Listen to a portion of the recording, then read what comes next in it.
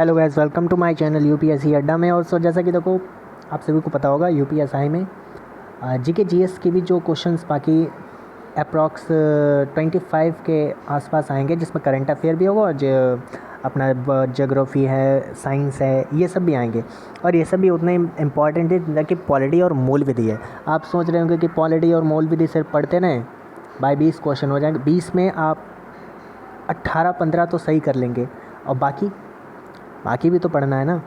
तो चलिए शुरू। ऐसा तो है नहीं वो हलवा क्वेश्चन रख देगा कि भाई बताओ सबसे छोटा राज्य कौन सा है, सबसे बड़ा स्टेट कौन सा है, ये सब नहीं पूछेगा ना। तो चलिए देखते हैं आगे अपना, देखते हैं इस सेट में का इसी के चलते सीरीज़ स्टार्ट करिए। जीके जीएस भी ये बहुत इंपॉर्टेंट है। और चलिए शुरू करते हैं बिना कोई समय गवाए। देखिए पहला क्वेश्चन क्या है अपने पास में। देखिए पहला क्वेश्चन है सुभाष चंद्र बोस। क्या क्वेश्चन है? सुभाष चंद्र बोस आपदा प्रबंधन पुरस्कार। ठीक है, ये पहला अपना क्वेश्चन किससे? जीएस से है। ठीक है, किससे? आपदा प्रबंधन पुरस्कार संस्थागत श्रेणी के पुरस्कार के लिए चुना गया। कौन सा चुना गया है? तो ये अपना चुना गया है, तो बताइए। देखिए राष्ट्रीय पर्यावरण अभियंत्रिक, ठीक है, अभियंत्रिकी अनुसंधान संस्था है, या फिर राष्ट्रीय आपदा प्रबंधन संस्था है, या सतत पर्यावरण और पारिस्थितिकी विकास सोसाइटी को दिया गया। बिल्कुल इसी को दिया गया है। देखो सुभाष चंद्र बोस आपदा प्रबंधन पुरस्कार जो 2021 है, ये SEEDS यानी कि सतत sustainable environment and development society को चुना गया है इसको लिए। ठीक है, ये अध्ययन शुरू करने वाले जो थे, मतलब आपदाओं पर जो वैज्ञानिक अध्ययन होता है, इस पे शुरू करने वाले राजेंद्र कुमार भंडारी को चुना गया है। ठीक है, देखिए नेक्स्ट क्वेश्चन देखिए कौन सा है। नीति आयोग द्वारा हाल ही में जारी किए गए भारतीय नवाचार सूचकांक यानी कि इंडियन इनोवेशन इंडेक्स, कौन सा इंडेक्स है? इंडियन इनोवेशन इंडेक्स कौन सा राज्य प्रदान किया, मतलब कौन सा राज्य प्रथम स्थान पर आया है? तो कौन आया है? कर्नाटक आया है। मत भूलना बिल्कुल भी, कर्नाटक आया है सूचकांक में। तमिलनाडु इसमें दूसरे स्थान पर है, और तीसरे स्थान पर है, और दूसरे स्थान पर अपना महाराष्ट्र है। आगे देखिए, राष्ट्रीय सांख्यिकी कार्यालय NSO पहले संशोधित अनुमानों में पूर्व अनुमानित जो वित्तीय वर्ष 2020 के लिए भारतीय GDP वृद्धि क्या थी? तो इसके अकॉर्डिंग पे रहा था अपना 4%। ठीक है, नेक्स्ट देखते हैं अमेरिका के। ये तो भैया क्वेश्चन बिल्कुल आ भी सकता है, नहीं भी आ सकता है, लेकिन ये आएगा ज़रूर। ठीक है, इसको पूछेगा ज़रूर, चाहे कैसे भी पूछे। 49 उपराष्ट्रपति, ठीक, के रूप में भारतीय मूल के कमला हैरिस ने शपथ ली। कौन थी भाई? तमिलनाडु की थी। ठीक, तमिलनाडु की है, चेन्नई से। ठीक है, अमेरिका की ये सीनेट भी पहली अमेरिकी सेनेट भी रह चुकी थी कमला हैरिस, भारतीय मूल की। ठीक है, और वे फेमिल ओबामा के उपनाम से भी, फीमेल ओबामा है ना, इनके नाम से भी फेमस है। देखिए स्पेस एक्स, ये क्वेश्चन देखिए। स्पेस एक्स ने एक ही रॉकेट से सबसे अधिक उपग्रह प्रक्षेपित किया, मतलब एक ही रॉकेट से काफ़ी सारे उसने सैटेलाइट से वो छोड़े, कीर्तिमान स्थापित किया। स्पेस एक्स और इस प्रक्षेपण के संदर्भ में कथनों में से कौन सा सत्य है? ठीक है, ऐसा भी क्वेश्चन पूछा जा सकता है, कौन सा सत्य है?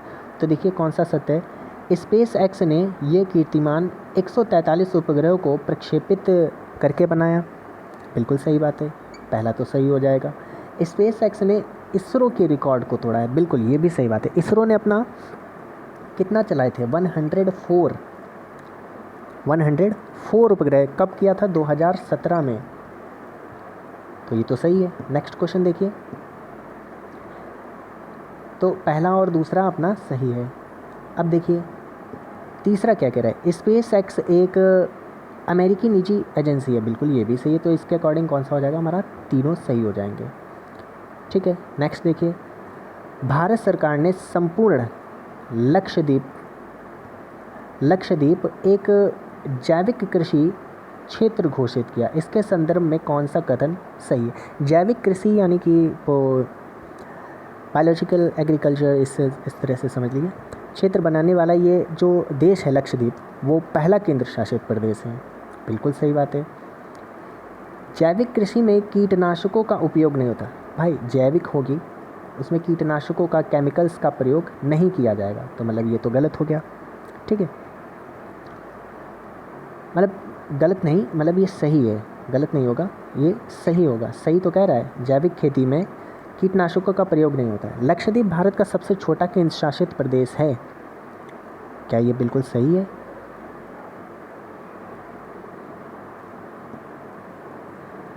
एक सेकंड चलो देख लें क्या प्रॉब्लम आ रही।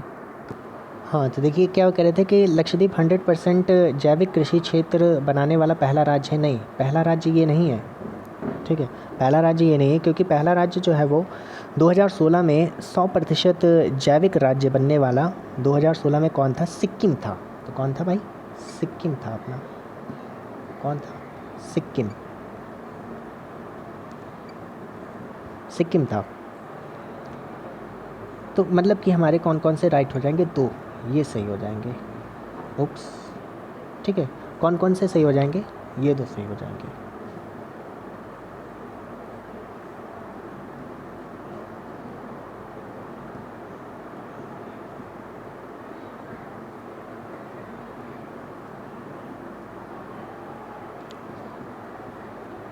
ठीक है, तो कौन सा हमारा सही हो जाएगा? सिर्फ 2 और तीसरा।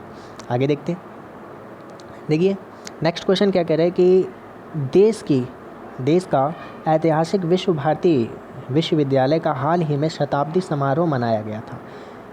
इस विश्वविद्यालय के संदर्भ में निम्नलिखित में से कौन सा कथन सत्य है? तो विश्व भारती स्थापना वायसराय लॉर्ड इरविन ने की थी क्या? ये विश्व भारती की जो स्थापना हुई थी वो 1921 में गुरुदेव रविंद्रनाथ टैगोर ने की थी। तो मतलब ये हमारा गलत हो जाएगा। ठीक, अब देखो पहला गलत है तो हम कौन कौन सा ऑप्शन एलिमिनेट कर सकते हैं? ये भी कर देंगे, इसे भी कर देंगे, इसे भी कर। तो हमारा राइट आंसर क्या हो जाएगा? बी राइट ऑप्शन हो जाएगा, क्योंकि प्रधानमंत्री इस विद्यालय के कुलपति होते हैं। बिल्कुल सही बात है। चांसलर होते हैं, और संसद के अधिनियम से इस केंद्रीय विद्यालय सेंट्रल यूनिवर्सिटी है और राष्ट्रीय महत्वता का संस्थापक घोषित किया जाता है। बिल्कुल सही। आगे देखते हैं क्या कह रहा है। सरकार मातृभाषा, कौन सी भाषा भाई? मातृभाषा, तकनीकी शिक्षा देने के रूपरेखा तैयार करने के लिए एक कार्य बल का गठन किया है। किसका किया है? कार्यबल का गठन किया है। तो इसका कार्यबल के अध्यक्ष कौन थे? तो इसके कार्यबल के अमित खरे थे। कौन थे? अमित खरे। ये देखो आगे देखते हैं नेक्स्ट क्वेश्चन, 9th वाला देखिए। हाल ही में दिनों में 5 आई गठबंधन के संदर्भ में निम्नलिखित में से कौन सा कथन सत्य है? तो कथन को देख लेते हैं अपने, इसको मैं लॉक कर दूं पहले, ठीक है, नहीं तो इरेज करते वक्त ये हट जाता है। ठीक है, 5I के संदर्भ में कौन सा सही है? इसका गठन उद्देश्य चीन पर नज़र रखने और उसकी जुड़ी खुफिया जानकारी को खुफिया साझा करना होता है। बिल्कुल, साझा करना मतलब उसके जो खुफिया जानकारी है उसको आदान प्रदान करना होता है। ठीक है, भारत और जापान 5I के संस्थापक सदस्य देश हैं क्या? बिल्कुल नहीं, इसके संस्थापक ये थोड़ी है। इसका तो 5I देखो गठबंधन का उद्देश्य चीन पर देखो नज़र रखने के लिए तो था ही, और उससे जुड़ी जो खुफिया जानकारियों का आपस में साझा करना। इस गठबंधन में कौन था? ऑस्ट्रेलिया था, ब्रिटेन था, कनाडा, न्यूजीलैंड और अमेरिका शामिल थे। कौन कौन थे? ऑस्ट्रेलिया, ब्रिटेन, कनाडा और न्यूजीलैंड और अमेरिका शामिल थे। ठीक है, इसमें भारत और जापान दक्षिण कोरिया को शामिल करना चाहती है। ठीक है नहीं, अभी सिर्फ क्या है? चाहती है। 5I की शुरुआत दूसरे विश्व युद्ध के बाद 1946 में हुई थी। बिल्कुल, ये भी सही है। तो मतलब पहला और हमारा तीसरा सही है। ठीक है, नेक्स्ट क्वेश्चन देखते हैं। शांति व विकास के लिए विश्व विज्ञान दिवस मनाया जाता है। शांति व विकास के लिए, यानी कि पीस एंड डेवलपमेंट के लिए वर्ल्ड साइंस डे कब मनाया जाता है? तो ये मनाया जाता है 10 नवंबर को मनाया जाता है। राजा बिम्बिसार के दरबार में उस प्रसिद्ध चिकित्सक का क्या नाम था जो भगवान बुद्ध के निजी चिकित्सक थे? कौन थे? तो इसका राइट आंसर क्या हो जाएगा अपना? जीविक। नेक्स्ट क्वेश्चन देखते हैं 12th वाला। योग दर्शन के प्रवर्तक कौन थे? योग दर्शन के प्रवर्तक कौन थे? तो ये बहुत ही आसान है, पतंजलि है। ठीक है, नेक्स्ट क्वेश्चन देखिए। नेक्स्ट क्वेश्चन, मोहम्मद गौरी किस वर्ष पृथ्वीराज तृतीय से पराजित हुआ था? तो मोहम्मद गौरी कब पराजित हुआ था? सीधे सीधे पूछ रहा है कि तृतीय युद्ध कब हुआ था, पृथ्वीराज का जो तृतीय युद्ध कब हुआ था। तो पृथ्वीराज चौहान का जो तृतीय युद्ध जो हुआ था वो 1991 में हुआ था।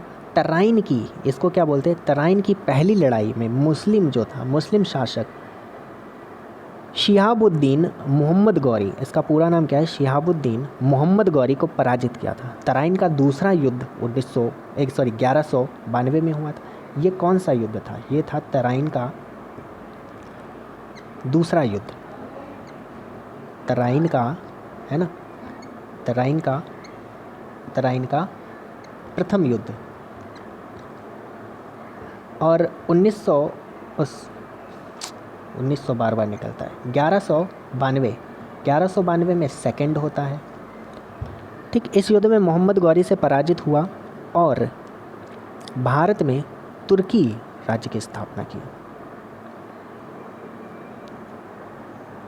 तो मोहम्मद गौरी किस वर्ष पराजित हुआ था, ये पूछ रहा है पृथ्वीराज से। वो 91 में हुआ था और इसके बाद में मोहम्मद गौरी जीत गया और उसने स्थापना कर दी तुर्की राज्य की। आगे देखिए, लंगर परंपरा किसने आरंभ की थी? तो लंगर परंपरा गुरु नानक जी ने आरंभ करी थी। टॉमस रो जहांगीर से किस किले में मिला था? ये बहुत ही बढ़िया क्वेश्चन है भाई। किस किले में मिला था? तो ये किस में मिला था? अजमेर के किले में मिला था। टॉमस रो देखो 1615 में आया था। कब आया था भाई? 1615 में आया था। कब आया था? 1615 में आया था। ठीक है, और किले पर जो सर टॉमस रो से तथा 1608 में कैप्टन हॉकिंस से राज दरबार में मिला था। ठीक है, 1608 में भी कैप्टन हॉकिंस से दरबार में मिला, राज दरबार में मिला था। आगे देखिए, वास्को डी गामा, ये तो भाई इजी क्वेश्चन है, 1498 को समुद्री तट पर आया था। ठीक, भारत पहुंचने वाला ये प्रथम व्यक्ति था। डेट लिख लो पूरी भाई। डेट कौन सी थी? 20 जुलाई। कौन सी थी? 20 जुलाई। ठीक, आगे देखिए, सॉरी 20 जुलाई नहीं, 20 मई होगी, गलत लिख गया, 20 मई। ठीक, आगे देखिए, भारत में सबसे पहली जनगणना किस वर्ष स्टार्ट हुई थी? तो ये वन एंड ओनली 1872 को। ठीक है, लॉर्ड मेयो के काल में। कौन था भाई उस समय? Lord Mayo. कौन था? Lord Mayo. लॉर्ड मेयो के काल में हुआ था 1872 में। आगे देखिए, अलीगढ़ मुस्लिम विश्वविद्यालय की स्थापना किसने की थी? तो अलीगढ़ मुस्लिम विश्वविद्यालय की स्थापना किसने की थी? तो सर अहमद खान के द्वारा की गई थी। देखो एक और चीज़ है इसमें, लॉर्ड मेयो ने तो स्टार्ट करी थी, लेकिन 1881 में क्या हुआ था? याद आ गया मुझे, ये डेट देखे। 1881 में लॉर्ड रिपन के कार्यकाल में ये एक नियमित जनगणना की शुरुआत हुई थी और आज तक 10 साल के गैप में होती आ रही है। गांधी ने नमक सत्याग्रह आंदोलन दांडी मार्च कब प्रारंभ किया था? तो इसके लिए ऑप्शन देखिए, ऑप्शन छोड़ो ऐसे ही बता देता हूँ। ये कब हुआ था? आप लोग पता होगा ज़रूरी।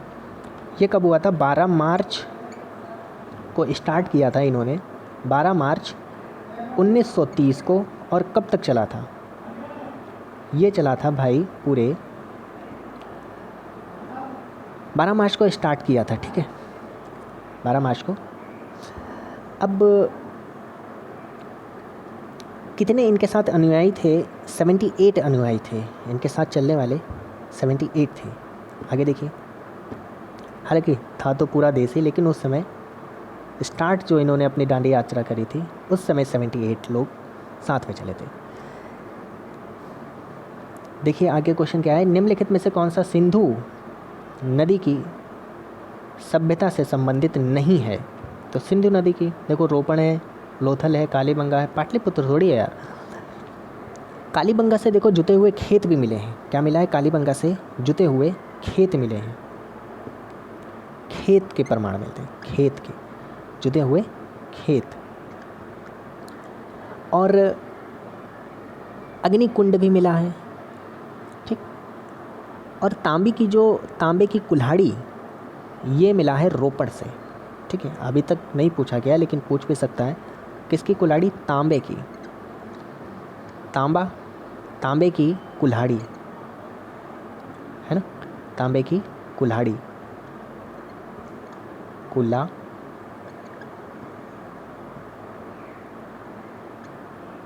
कुल्हाड़ी, ठीक है, कुल्हाड़ी मिली रोपड़ से। लोथल बहुत ही फेमस है। किस लिए फेमस है? अपने जो शिपयार्ड यानी कि पत्तन नगर जो था, वो पत्तन, घोड़े का अवशेष भी, धान की भूसी यहीं से मिली है। आगे देखिए भारत का अक्षांशीय विस्तार उत्तर से, मतलब विस्तार कहाँ से है? यहाँ से उत्तर तक जाता है। तो कौन सा आंसर होगा? ये होगा 8 डिग्री 4 मिनट 37 डिग्री 6 मिनट तक।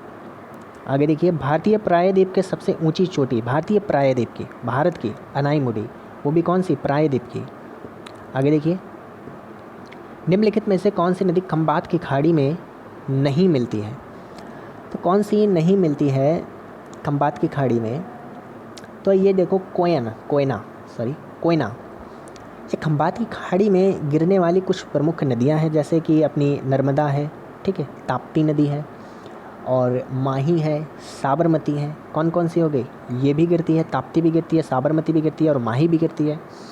और एक और नदी है साबरमती हो चुका, माही है, ताप्ती है, नर्मदा, ठीक है। ये चारों अपनी खंबात की खाड़ी में गिरती है। जो कोयना नदी है, कोयना नदी एक कृष्णा नदी की सहायक नदी है, ठीक है। ये महाबलेश्वर जो महाराष्ट्र से निकलती है, और सतारा जिले के कारण शहर में जो करण, ठीक है, करण है, कृष्णा नदी में मिल जाती है। आगे देखिए नेक्स्ट क्वेश्चन देखिए क्या है। गंडक सिंचाई परियोजना बहुत ही इजी क्वेश्चन है, उत्तर प्रदेश और बिहार के। देखिए, व्यावसायिक उद्योग के लिए सब्जियां, फूल, फल उगाने की क्रिया, अरे यार सीधी पूछ रहा है कि जो सब्जियां और फूल फल हैं इन सब की स्टडी को क्या कहते हैं, ठीक है। तो इसको क्या कहते हैं? हॉर्टिकल्चर कहते हैं। क्या कहते हैं? हॉर्टिकल्चर कहते हैं। और जबकि इसमें क्या क्या होता है? अनाज, फूल, पौधे सभी उगाए जाते हैं, फूल, पत्ते, ठीक है। नेक्स्ट क्वेश्चन देखिए पिसीकल्चर पता होगा, फिश के लिए होता है। वर्मी कल्चर उसके लिए होता है, क्या नाम, केंचुए के लिए, ठीक। ओलेरीकल्चर याद नहीं आ रहा है? आप लोग कमेंट पे ज़रूर बताइएगा। कोयम्बटूर की दक्षिण भारत का मानचेस्टर, दक्षिण भारत का कौन है? कोयम्बटूर। कपास कहा जाता है, इसके कपास का उद्योग के कारण कहा जाता है, क्योंकि यहाँ कपास का क्या होता है, बहुत सारी पैदावार होती है, प्रसिद्ध है इसीलिए। आगे देखिए, संविधान सभा द्वारा भारतीय संविधान को कब पारित किया गया था? संविधान सभा के द्वारा भारतीय संविधान को कब पारित किया गया था? तो ये कब पारित किया गया था? 26 नवंबर 1949 को, ठीक है, पारित हुआ। तो 26 नवंबर 1950 को ये प्रभावी हुआ, यानी कि लागू हुआ था। बाबा साहब भीमराव अम्बेडकर को भारत का संविधान निर्माता कहते हैं। ये मसौदा समिति के भी अध्यक्ष थे। ये किसके अध्यक्ष हैं? मसौदा समिति के अध्यक्ष थे। और प्रत्येक वर्ष को क्या मनाते हैं? 26 नवंबर को संविधान दिवस के रूप में भी मनाया जाता है। आगे देखिए, मार्च 2019 तक उपलब्ध जानकारी के अनुसार भारतीय संविधान में कितने मौलिक कर्तव्य हैं? तो ये बढ़िया क्वेश्चन है भाई। एक और अभी तक बढ़े तो है नहीं, तो 11 के 11 ही रहेंगे। लेकिन मूल अधिकार से अपना कौन कौन सा टॉपिक क्लियर होना चाहता? 1976 को क्या हुआ था? वर्ष 1976 को सरकार के द्वारा एक गठित की गई स्वर्ण सिंह समिति की सिफारिश को, जो 42nd कॉन्स्टिट्यूशनल अमेंडमेंट के द्वारा भाग 4A जोड़ा गया। कौन सा भाई? पार्ट भाग कौन सा? 4A जोड़ा गया। इस पे कौन सा अनुच्छेद? Article 51A। ठीक। तब इसमें कितने कर्तव्य थे? 10 थे संख्या। परंतु जब 2002 86वां संविधान संशोधन हुआ, कौन सा संविधान संशोधन हुआ? 86वां संविधान संशोधन हुआ, यानी कि 86 कॉन्स्टिट्यूशनल अमेंडमेंट हुआ। इसमें 11वां जोड़ा गया। और 11वां था क्या? 14 वर्ष तक के बच्चों को शिक्षा का अवसर प्रदान करेंगे। ये था इसमें। ठीक है, नेक्स्ट क्वेश्चन देखिए। तो I hope you understand very well. और जैसा कि देखो, सब्सक्राइब कर लेना और चैनल को शेयर ज़रूर कर देना और सब्सक्राइब कर लेना, लाइक कर देना वीडियो को। और क्या कह सकते हैं? देखो, भारत के राष्ट्रपति अपना त्यागपत्र किसको संबोधित करते हैं? तो इसमें ये तो इजी है, ठीक है। भारत का राष्ट्रपति किसे देता है? उपराष्ट्रपति को देता है। लेकिन आर्टिकल कौन सा है? आर्टिकल है 56(2). ठीक है, इसमें ये इंपॉर्टेंट याद करने वाला है। आर्टिकल कौन सा है? 56(2). राष्ट्रपति अपना त्यागपत्र संबोधित करेगा उपराष्ट्रपति को। और लेकिन अनुच्छेद 61 क्या है? कमेंट बॉक्स में ज़रूर बताइएगा। आर्टिकल कौन सा? 61। आर्टिकल 61। चलो, अनुसार इसके मतलब क्या होता है कि जो संविधान का उल्लंघन होता है, अतिक्रमण करे, तब राष्ट्रपति पर इम्पीचमेंट लगाया जाता है, जिसे क्या कहते हैं हिंदी में? महाभियोग लगाया जाता है। चलिए देखें नेक्स्ट क्वेश्चन क्या है। नेक्स्ट क्वेश्चन देखिए क्या है अपने पास में। 10 क्वेश्चन और बचे। देखिए, भारतीय संविधान का मंत्रिमंडल के विरुद्ध अविश्वास प्रस्ताव पेश करने के लिए न्यूनतम कितने होने चाहिए? अविश्वास प्रस्ताव यार 50 होने चाहिए, ठीक है। लेकिन संविधान के जो अनुच्छेद 118 के तहत सदन को अपनी प्रक्रिया नियम बनाने का अधिकार है। लोकसभा के नियम अनुच्छेद जो 198 के तहत प्रावधान किया गया है इसमें कि कोई भी सदस्य लोकसभा अध्यक्ष को मंत्रिमंडल जो होता है, काउंसिल होता है, सरकार के विरुद्ध अविश्वास प्रस्ताव नोटिस दे सकता है। आगे देखते हैं। सर्वोच्च न्यायालय के न्यायाधीश पद की नियुक्ति के पत्र बनाने के लिए किस जज को उच्च न्यायालय के न्यायाधीश के रूप में कितने वर्ष तक के कार्य करना होता है? यार ये तो 5 वर्ष तक का होता है। 5 वर्ष तक किसी भी उच्च न्यायालय या न्यायाधीश रह सकता है, या 10 वर्ष तक उच्च न्यायालय में अधिवक्ता रह सकता है। भारतीय जो संविधान है, Indian constitution, according to Indian constitution, article 124 to 147 judiciary का उल्लेख किया गया है। ठीक है, नेक्स्ट देखते हैं। भारतीय संविधान के किन संशोधन अधिनियम के द्वारा मतलब उम्र 21 से घटाकर 18 कर दी गई? तो ये कौन सा है? Constitution amendment 1989 61st constitutional amendment है। इसमें क्या किया गया था?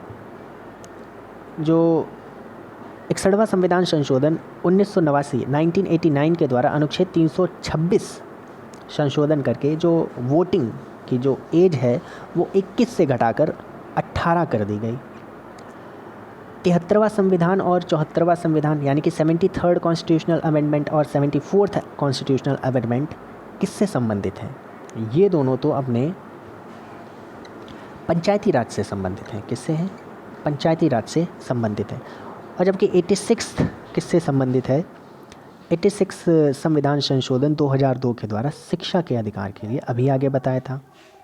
आगे देखिए, भारत में हरित क्रांति के जनक, देखो भारत में हरित क्रांति के जनक कौन है? स्वामीनाथन है। आगे देखिए, 1 रुपए के नोट पर किसका हस्ताक्षर होता है? तो 1 रुपए के नोट पर किसका हस्ताक्षर होता है?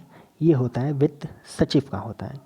ठीक है, और पता है सब लोग लगा के क्या आएंगे? भारत का reserve bank of India governor, इसका लगा के आएंगे, और जो कि गलत हो जाएगा।